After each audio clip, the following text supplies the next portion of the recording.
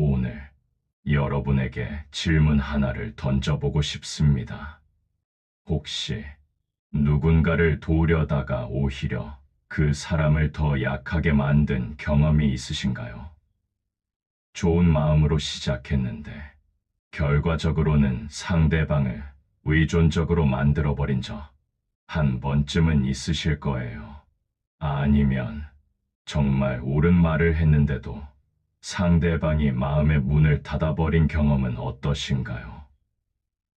분명히 도움이 되는 조언이었는데 오히려 관계만 멀어진 이것도 많은 분들이 겪어보셨을 거예요.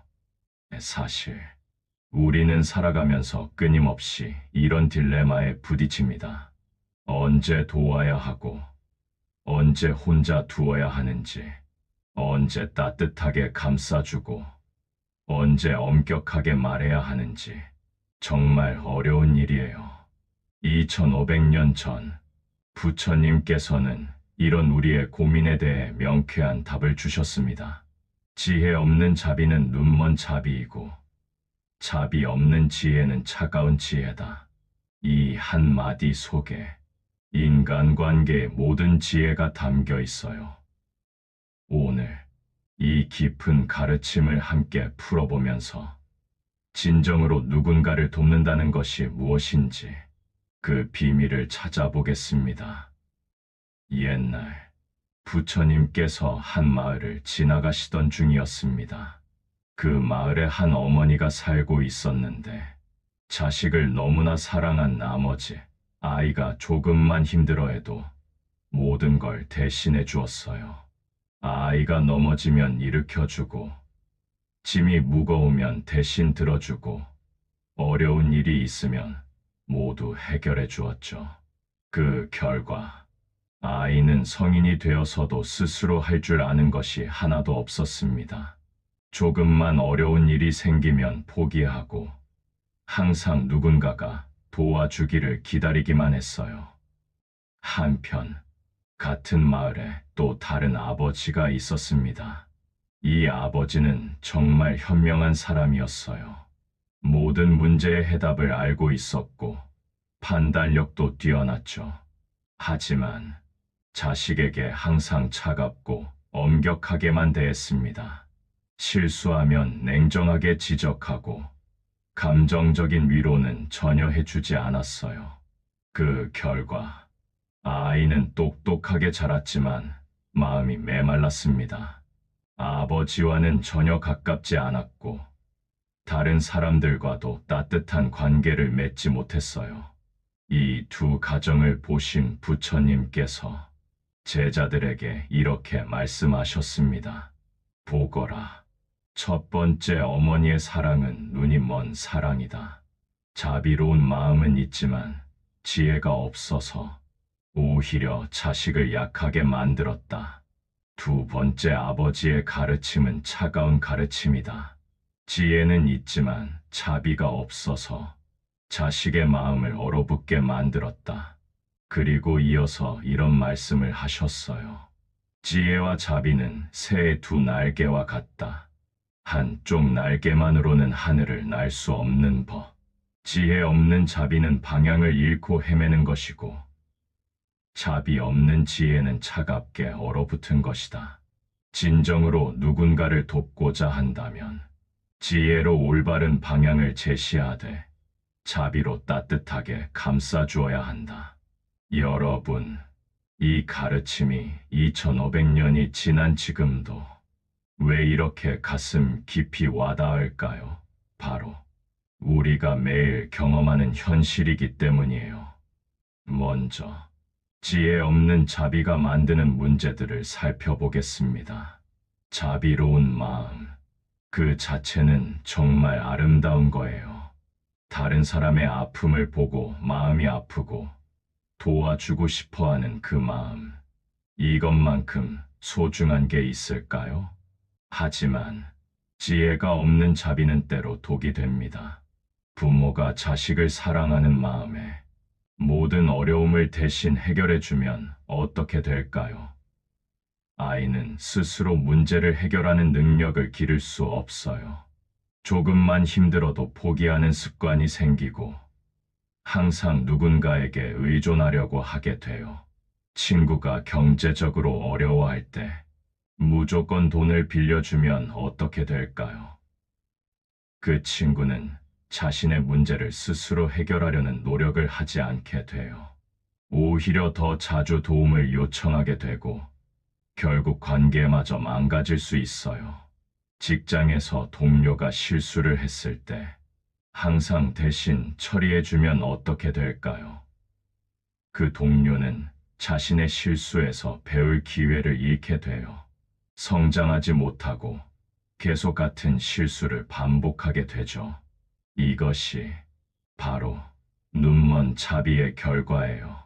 진정한 자비는 단순히 당장의 고통을 덜어주는 것이 아니라 그 사람이 스스로 일어설 수 있도록 돕는 거예요. 물고기를 잡아주는 것이 아니라 물고기 잡는 법을 가르쳐 주는 거죠. 반대로 자비 없는 지혜는 어떨까요? 지혜로운 사람은 문제의 본질을 꿰뚫어보고 정확한 해답을 제시할 수 있어요. 논리적이고 합리적으로 상황을 분석하죠. 이런 능력, 정말 소중한 거예요. 하지만 자비가 없는 지혜는 상대방의 마음을 얼려버립니다. 아무리 옳은 말이라도 따뜻함이 없으면 상대방이 받아들이지 못해요. 오히려 방어적이 되고 마음의 문을 닫아버리죠. 부모가 자녀에게 너는 왜 이것도 모르냐? 이렇게 해야 한다고 계속 지적만 하면 아이는 부모를 피하게 됩니다. 말은 다 맞지만 사랑을 느끼지 못하기 때문이에요. 직장에서 상사가 부하 직원에게 이건 틀렸다, 저건 잘못됐다고 차갑게 지적만 하면 직원들은 위축됩니다. 새로운 시도를 하지 않게 되고 소극적으로 변해요. 친구에게 너는 항상 그런 식이야, 정신 차려라고 날카롭게 말하면 그 친구는 마음을 닫습니다. 조언이 아니라 비난으로 받아들이게 되죠. 이것이 바로 차가운 지혜의 한계예요. 진정한 지혜는 상대방이 받아들일 수 있는 방식으로 전달되어야 의미가 있어요. 아무리 옳은 말이라도 상대방의 마음에 닿지 못하면 소용없거든요. 그렇다면 지혜와 자비가 조화를 이룰 때는 어떤 일이 일어날까요? 부모가 자녀를 훈육할 때 먼저 아이의 마음을 이해하려고 노력해요. 왜 그런 행동을 했을까? 어떤 기분이었을까? 이런 걸 먼저 생각해 보는 거죠. 그리고 나서 아이가 받아들일 수 있는 방식으로 올바른 방향을 제시해요. 내가 화난 마음은 이해해. 하지만 친구를 때리는 건 올바른 방법이 아니야. 다음에는 이렇게 해보면 어떨까? 이런 식으로 접근하면 아이는 부모의 사랑을 느끼면서도 올바른 행동을 배울 수 있어요. 친구가 어려움에 처했을 때 무조건 해결해 주지도 않고 차갑게 외면하지도 않아요. 먼저 그 친구의 마음에 공감해주고 그 다음에 스스로 해결할 수 있도록 도와줘요. 정말 힘들겠구나. 나도 그런 적이 있어서 내 마음을 알 것 같아. 그런데 이런 방법은 어떨까? 내가 옆에서 도와줄 테니까 한번 해보자. 이렇게 하면 친구는 위로받는 동시에 성장할 수 있는 기회를 얻게 돼요. 직장에서 동료에게 피드백을 할 때도 먼저 상대방의 노고를 인정해주고 그 다음에 개선점을 제시해요. 이 부분은 정말 잘했어. 수고 많이 했어. 그런데 이 부분을 조금 더 보완하면 더 좋을 것 같은데 어떻게 생각해? 이런 식으로 하면 상대방은 자존감을 유지하면서도 발전할 수 있게 돼요. 그럼 우리가 일상생활에서 이런 균형을 어떻게 잡을 수 있을까요? 첫 번째, 도움을 주기 전에 잠시 생각해 보세요. 이게 정말 그 사람을 위한 일일까? 아니면 내가 편하려고 하는 일일까? 자녀가 숙제하기 어려워할 때 대신 해주는 것보다는 옆에서 격려하고 조언해주는 것이 진짜 도움이에요. 두 번째, 조언하기 전에 먼저 공감해 주세요. 내 마음을 이해한다는 메시지를 먼저 전달하고 그 다음에 의견을 제시하는 거예요. 세 번째, 상대방이 받아들일 수 있는 방식으로 말해주세요. 같은 내용이라도 어떻게 전달하느냐에 따라 결과가 완전히 달라져요. 네 번째, 완벽한 해답을 제시하려고 하지 마세요. 상대방과 함께 해결책을 찾아가는 과정 자체가 중요해요.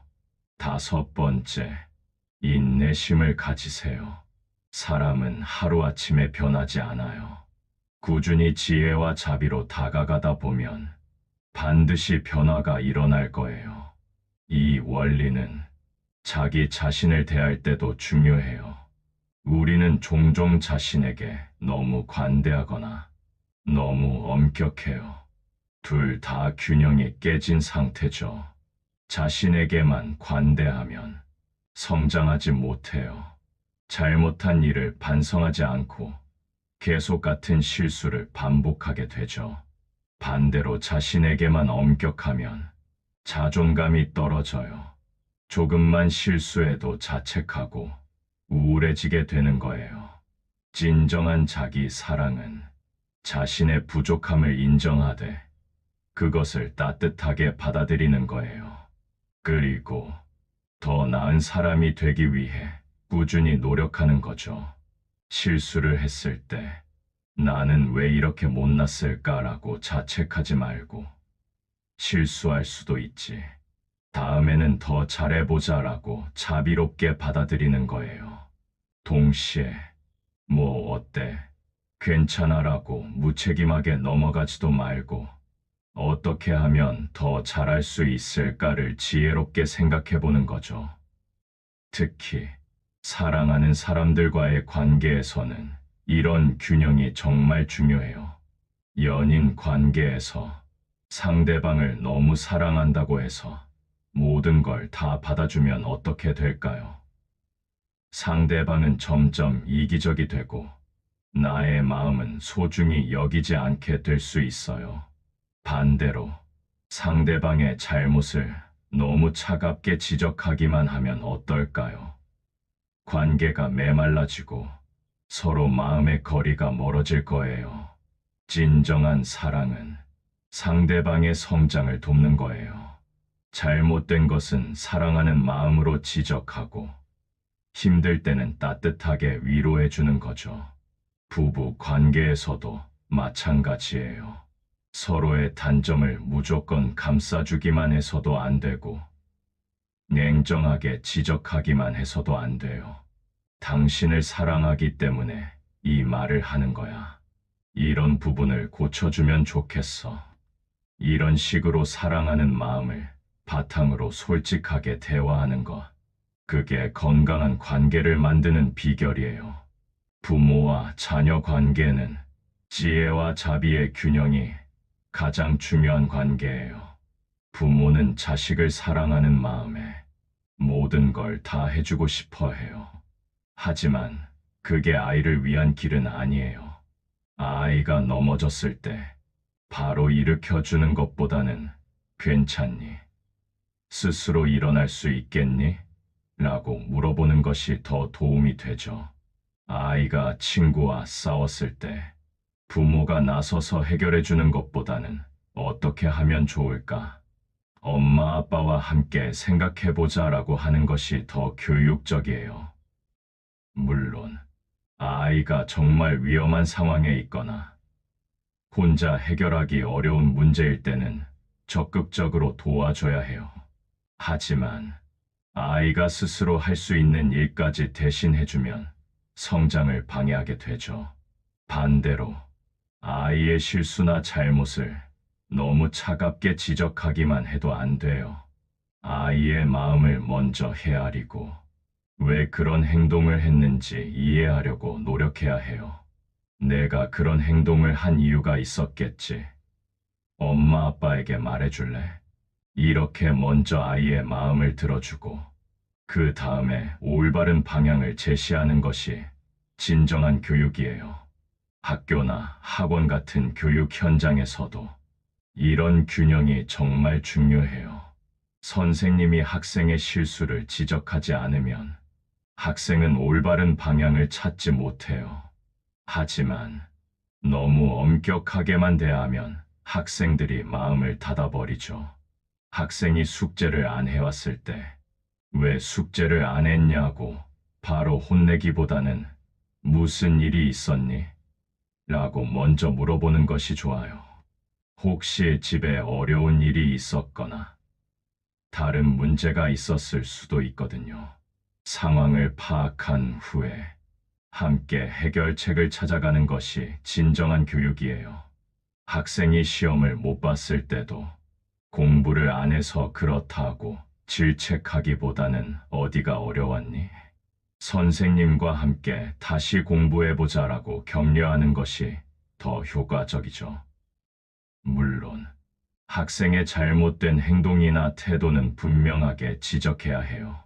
하지만 그럴 때도 학생을 인격적으로 존중하면서 교정해야 하죠. 직장에서도 이런 원리가 중요하게 적용돼요. 상사가 부하 직원에게 피드백을 할 때 무조건 칭찬만 해서도 안 되고 비판만 해서도 안 돼요. 직원이 실수했을 때 먼저 그 직원의 노력을 인정해주고 실수가 일어난 배경을 이해하려고 노력해야 해요. 그 다음에 어떻게 개선할 수 있을지 함께 논의하는 거죠. 이번 프로젝트 준비하느라 정말 수고 많았어. 그런데 이 부분에서 놓친 게 있는 것 같은데 다음에는 어떻게 하면 좋을까? 이런 식으로 접근하면 직원은 자존감을 유지하면서도 성장할 수 있게 돼요. 팀을 이끌어가는 리더의 입장에서도 팀원들의 의견을 존중하면서도 올바른 방향을 제시해야 해요. 너무 관대해서 잘못된 것도 그냥 넘어가면 팀 전체의 성과가 떨어질 수 있고, 너무 엄격해서 일방적으로 지시만 하면 팀원들의 창의성과 적극성이 떨어질 수 있거든요. 친구 관계에서도 이런 균형이 필요해요. 친구가 잘못된 길을 가고 있을 때 우정이라는 이름으로 묵인해서도 안 되고 냉정하게 비판해서도 안 돼요. 진정한 친구라면 사랑하는 마음으로 쓴소리도 해줄 수 있어야 해요. 하지만 그 쓴소리가 친구를 상처 주지 않도록 따뜻하게 포장해서 전달해야 하죠. 내가 걱정되어서 하는 말인데 요즘 너의 모습이 예전 같지 않아. 무슨 일이 있었니? 내가 도울 수 있는 일이 있으면 언제든지 말해. 이런 식으로 먼저 관심과 사랑을 표현하고 그 다음에 걱정되는 부분을 이야기하는 거예요. 친구가 경제적으로 어려워할 때도 무조건 돈을 빌려주는 것보다는 근본적인 해결책을 함께 고민해보는 것이 진정한 도움이에요. 물론 정말 급한 상황이라면 도와줘야 하죠. 하지만 계속 의존하게 만드는 도움은 오히려 독이 될 수 있어요. 의료진이나 상담사 같은 전문가들에게도 이런 균형은 정말 중요해요. 의사가 환자에게 병명과 치료법을 설명할 때 의학적으로 정확한 정보를 전달하는 것은 기본이에요. 하지만 환자의 마음 상태도 함께 고려해야 하죠. 환자가 진단 결과에 충격을 받았을 때 병이니까 어쩔 수 없습니다라고 차갑게 말하는 것보다는 많이 놀라셨죠. 하지만 충분히 치료 가능한 질병이니까 너무 걱정하지 마세요라고 위로와 함께 희망을 주는 것이 중요해요. 상담사의 경우도 내담자의 문제점을 정확하게 파악하는 것은 중요하지만 그것을 지적할 때는 정말 조심스럽게 접근해야 해요. 당신의 이런 패턴이 문제예요라고 직접적으로 말하는 것보다는 이런 상황에서 어떤 기분이 드셨나요? 다른 방법은 생각해 보신 적이 있으세요? 라고 스스로 깨달을 수 있도록 도와주는 것이 더 효과적이죠. 개인적인 관계를 넘어서 사회 문제를 바라볼 때도 이런 균형이 필요해요. 어떤 사람들은 자비만 강조해서 모든 걸 이해하고 용서해야 한다고 해요.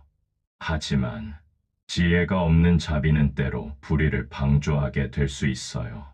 반대로 지혜만 강조해서 옳고 그름을 엄격하게 가리려고 하는 사람들도 있어요. 하지만 자비가 없는 지혜는 때로 냉혹하고 배타적이 될 수 있죠. 진정한 해결책은 지혜로 옳고 그름을 분별하되 자비로 상대를 이해하려고 노력하는 거예요. 범죄자를 처벌할 때도 법적 책임은 분명히 물어야 하지만 그 사람이 왜 그런 선택을 하게 되었는지도 이해하려고 노력해야 해요. 그래야 근본적인 해결책을 찾을 수 있거든요. 사회적 약자를 도울 때도 무조건적인 지원보다는 스스로 일어설 수 있는 힘을 기를 수 있도록 돕는 것이 진정한 복지예요. 종교나 신앙의 영역에서도 이런 균형은 정말 중요해요. 종교 지도자가 신도들에게 가르침을 전할 때 사랑과 자비만 강조해서 모든 것을 관용으로 덮어버리면 진정한 성장이 일어나지 않아요. 잘못된 것은 잘못되었다고 분명히 말해줘야 하죠. 반대로 율법과 교리만 강조해서 사람들을 판단하고 정죄하기만 하면 종교 본연의 따뜻함을 잃게 됩니다. 사람들이 신앙에서 위로와 희망을 찾지 못하게 되죠. 진정한 종교적 가르침은 명확한 진리를 전달하되 그것을 사랑으로 포장해서 전하는 거예요. 사람들이 스스로 깨달을 수 있도록 인도하면서도 그 과정에서 따뜻한 사랑을 느낄 수 있게 하는 거죠. 부처님께서도 중생들의 무명과 번뇌를 분명히 지적하셨지만 그것을 질책이 아닌 자비로운 가르침으로 전하셨어요. 진리를 깨달을 수 있도록 지혜를 주시되 그 과정에서 따뜻한 자비로 감싸주셨죠. 예술가나 작가들에게도 이런 균형은 중요한 창작 원리가 될 수 있어요. 작품을 통해 사회의 문제점을 지적하거나 메시지를 전달할 때 너무 직접적이고 날카롭기만 하면 사람들이 거부감을 느낄 수 있어요. 아무리 옳은 메시지라도 받아들여지지 않으면 의미가 없죠. 반대로 너무 포장하고 미화해서 본질적인 메시지가 흐려지면 진정한 감동이나 깨달음을 주지 못해요. 진정한 예술은 날카로운 통찰력으로 현실을 바라보되 그것을 아름다운 형식으로 포장해서 전달하는 거예요. 사람들이 즐겁게 감상하면서도 동시에 깊은 생각과 감동을 얻을 수 있게 하는 거죠. 음악가가 슬픈 노래를 만들 때도 단순히 절망적인 감정만 담으면 사람들을 더 우울하게 만들 수 있어요. 하지만 슬픔 속에서도 희망이나 위로의 메시지를 함께 담으면 듣는 사람들이 공감하면서도 힘을 얻을 수 있죠.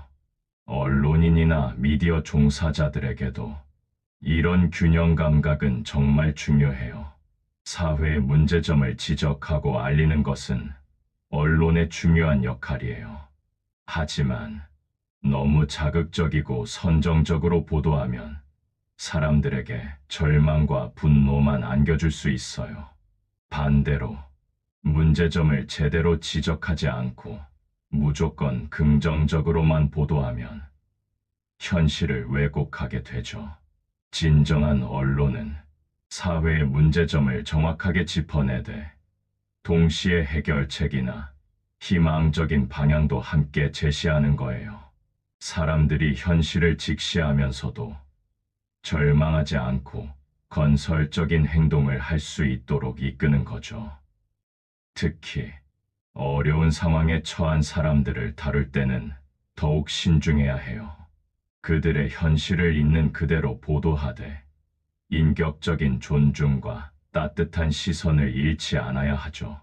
기업 경영이나 비즈니스에서도 이런 원리가 적용될 수 있어요. 경영진이 직원들을 관리할 때 무조건 관대하게만 대하면 조직의 기강이 해이해질 수 있어요. 성과도 떨어지고 책임감도 약해지죠. 반대로 너무 엄격하고 냉정하게만 대하면 직원들의 사기가 떨어져요. 창의성과 적극성이 줄어들고 이직률도 높아지죠. 진정한 리더십은 명확한 기준과 원칙을 가지되 그것을 인간적인 따뜻함으로 포장해서 전달하는 거예요. 직원들이 존중받는다고 느끼면서도 동시에 책임감을 갖고 열심히 일할 수 있게 하는 거죠. 고객 서비스에서도 마찬가지예요. 고객의 불만이나 요구를 무조건 들어줄 수는 없어요. 때로는 분명하게 거절하거나 제한을 두어야 할 때가 있죠. 하지만 그럴 때도 고객의 마음을 이해한다는 메시지를 먼저 전달하고 대안을 제시하는 방식으로 접근해야 해요. 환경 문제나 지속 가능성을 다룰 때도 이런 균형이 필요해요. 환경 보호의 중요성을 알리고 실천을 촉구하는 것은 정말 중요한 일이에요. 하지만 너무 강압적이고 비난조로만 접근하면 사람들이 반발하거나 포기할 수 있어요. 반대로 너무 느슨하고 관대한 접근으로는 시급한 환경 문제를 해결하기 어려워요. 진정한 환경 운동은 문제의 심각성을 분명히 알리되 사람들이 실천할 수 있는 구체적이고 현실적인 방법을 따뜻하게 제시하는 거예요. 죄책감을 주는 대신 작은 실천으로도 의미 있는 변화를 만들 수 있다는 희망을 주는 거죠. 기업들에게도 마찬가지예요. 환경에 해로운 관행을 무조건 비난하기보다는 지속 가능한 대안을 함께 모색하고 그런 노력을 인정하고 격려하는 것이 더 건설적이죠. 건강 관리나 의료 분야에서도 환자를 대하는 태도에 이런 균형이 필요해요. 의료진이 환자의 생활 습관 문제를 지적할 때 담배를 끊어야 합니다. 살을 빼야 합니다라고 차갑게 명령하는 것보다는 먼저 환자의 어려움을 이해하고 공감해 주는 것이 중요해요. 담배 끊기가 쉽지 않으시죠? 저도 그 어려움을 이해해요. 그런데 건강을 위해서는 정말 중요한 일이에요. 함께 방법을 찾아보실까요? 이런 식으로 접근하면 환자도 더 적극적으로 치료에 참여하게 돼요. 정신건강 분야에서는 더욱 그래요. 환자의 증상이나 문제 행동을 지적하되 그 사람 자체를 판단하지 않는 것이 중요해요. 병적인 상태와 그 사람의 인격을 분리해서 바라보는 거죠. 가족들에게도 환자를 대하는 올바른 방법을 가르쳐 줄 때 이런 균형이 필요해요. 무조건 다 받아주라고 할 수도 없고 너무 엄격하게 대하라고 할 수도 없죠. 고령화 사회에서 노인을 돌보는 일에도 이런 균형이 정말 중요해요. 자녀들이 연로한 부모를 돌볼 때 모든 것을 대신 해드리는 것이 효도일까요? 아니면 부모님이 스스로 할 수 있는 것들까지 간섭하지 않는 것이 좋을까요? 정답은 상황에 따라 다르다는 거예요. 부모님의 능력과 상태를 정확히 파악하고 정말 도움이 필요한 부분만 도와드리는 것이 진정한 효도예요. 너무 과보호하면 부모님의 남은 능력마저 퇴화시킬 수 있어요. 반대로 너무 방치하면 위험한 상황에 처할 수 있고요. 요양원이나 요양시설에서도 어르신들을 돌보는 방식에 이런 균형이 필요해요. 안전을 위해 필요한 제약은 두되 어르신들의 자존감과 자율성은 최대한 존중해드려야 하죠. 문화나 전통을 다음 세대에 전하는 일에도 이런 지혜가 필요해요. 전통의 가치를 보존하고 전수하는 것은 정말 중요한 일이에요. 하지만 너무 경직되고 강압적인 방식으로는 젊은 세대들이 거부감을 느낄 수 있어요. 반대로 젊은 세대의 취향에만 맞추려고 전통의 본질을 훼손하면 진정한 전수가 이루어지지 않죠. 진정한 문화 계승은 전통의 정신과 가치는 확고히 지키되 그것을 현대적인 방식으로 포장해서 전달하는 거예요.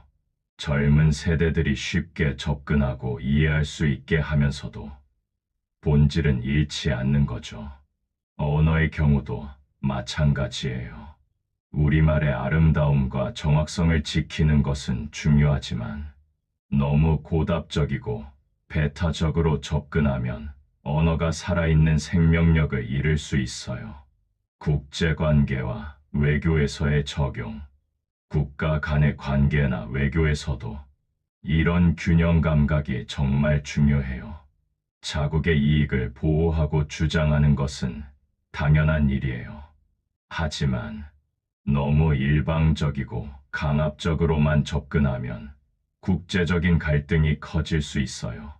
반대로 무조건 양보하고 타협하기만 하면 국익을 제대로 지키지 못할 수 있죠. 진정한 외교는 자국의 입장을 분명히 하되 상대국의 처지와 입장도 이해하려고 노력하는 거예요. 서로의 이익을 모두 고려한 해결책을 찾아가는 거죠. 국제 갈등을 중재할 때도 어느 한쪽만 편들 수는 없어요. 객관적인 기준으로 옳고 그름을 판단하되 모든 당사자들이 받아들일 수 있는 방안을 제시해야 하죠. 급속히 발전하는 기술 시대에 기술의 발전과 인간성 보존 사이의 균형도 중요한 과제예요. 인공지능이나 자동화 기술이 가져오는 편리함과 효율성은 분명히 인정해야 해요. 하지만 그 과정에서 인간적인 가치나 관계를 소홀히 해서는 안 되죠. 기술을 도입할 때 효율성만 추구해서 인간을 기계처럼 취급하면 결국 모두가 불행해질 수 있어요. 반대로 기술의 도움을 거부하고 비효율을 감수하는 것도 현명하지 않죠. 진정한 기술 활용은 기술의 장점은 최대한 살리되 인간적인 따뜻함과 관계는 더욱 소중히 여기는 거예요. 기술이 인간을 대체하는 것이 아니라 인간이 더 인간다워질 수 있도록 돕는 도구로 활용하는 거죠. 개인이 성장하고 자아 실현을 추구할 때도 이런 균형이 필요해요. 자신의 꿈을 추구하고 목표를 달성하려는 의지는 정말 중요해요. 하지만 너무 이기적으로 자신만의 성공만 추구하면 주변 사람들과의 관계가 깨질 수 있어요. 반대로 남들을 너무 배려한다고 해서 자신의 꿈을 포기하거나 희생하기만 하면 결국 자신도 불행해지고 남들에게도 진정한 도움이 되지 못해요. 진정한 자아 실현은 자신의 성장을 추구하되 그 과정에서 다른 사람들에게도 긍정적인 영향을 미치는 거예요. 자신이 행복해지면서 동시에 주변 사람들도 함께 행복해질 수 있는 방향으로 성장하는 거죠. 성공을 추구할 때도 수단과 방법을 가리지 않는 것이 아니라 올바른 방법으로 올바른 목표를 달성하려고 노력하는 것이 진정한 성공이에요. 결국 이 모든 균형의 중심에는 마음의 평화가 있어요. 지혜와 자비가 조화를 이룰 때 우리는 마음의 진정한 평화를 얻을 수 있어요. 다른 사람을 돕는 일에서도 보람을 느끼고 어려운 결정을 내릴 때도 후회하지 않게 되죠. 매일의 작은 선택에서부터 이런 균형을 의식하며 살아간다면 우리의 삶은 점점 더 의미 있고 아름다워질 거예요. 아침에 일어나서 오늘 하루 어떻게 살아갈까를 생각할 때도 이런 관점으로 계획해 보세요. 나 자신을 위해서도 다른 사람들을 위해서도 지혜롭고 자비로운 선택을 하려고 노력해 보세요. 힘든 일이 생겼을 때 감정적으로만 반응하지 말고 한 번 더 생각해 보세요. 지혜로운 판단은 무엇일까? 자비로운 마음은 어떤 것일까? 이렇게 조금씩 연습해 나가면 어느새 자연스럽게 지혜와 자비가 조화를 이루는 삶을 살게 될 거예요. 여러분, 정말 긴 이야기를 끝까지 들어주셔서 감사합니다. 오늘 부처님의 가르침을 통해 우리가 깨달은 것은 무엇일까요? 진정한 도움이란 무조건적인 친절도 냉정한 지적도 아니라는 것. 지혜와 자비가 함께할 때만 진정한 의미가 있다는 것을 배웠어요. 혹시 지금까지 너무 감정적으로만 사람을 도우려고 했던 분이 계시다면 이제는 조금 더 지혜롭게 접근해 보세요. 상대방이 정말 성장할 수 있는 방향이 무엇인지 생각해 보시고요. 반대로 너무 논리적이고 차갑게만 사람들을 대했던 분이 계시다면 이제는 조금 더 따뜻한 마음을 담아 보세요. 옳은 말도 사랑으로 포장해서 전달하면 훨씬 큰 감동을 줄 수 있어요. 무엇보다 나 자신을 대할 때도 이런 균형을 잊지 마세요. 너무 관대하지도 너무 엄격하지도 말고 자비로운 마음으로 나를 받아들이되 지혜로운 선택으로 더 나은 사람이 되려고 노력하세요. 연꽃지혜 채널에서는 앞으로도 이런 깊은 가르침들을 여러분과 함께 나누어 가고 싶어요. 부처님의 지혜가 우리의 일상 속에서 어떻게 실천될 수 있는지, 어떻게 하면 더 의미 있는 삶을 살 수 있는지 계속해서 탐구해 나갈 거예요. 혹시 오늘 이 이야기가 여러분의 마음에 조금이라도 도움이 되셨다면 구독과 좋아요는 큰 공양입니다. 여러분의 작은 관심이 더 많은 사람들에게 이런 지혜가 전해지는 데 큰 힘이 됩니다. 그리고 댓글로 여러분의 생각이나 경험도 나누어 주세요. 또 다른 부처님의 깊은 가르침으로 찾아뵙겠습니다. 오늘도 지혜와 자비가 함께하는 하루 되세요. 감사합니다.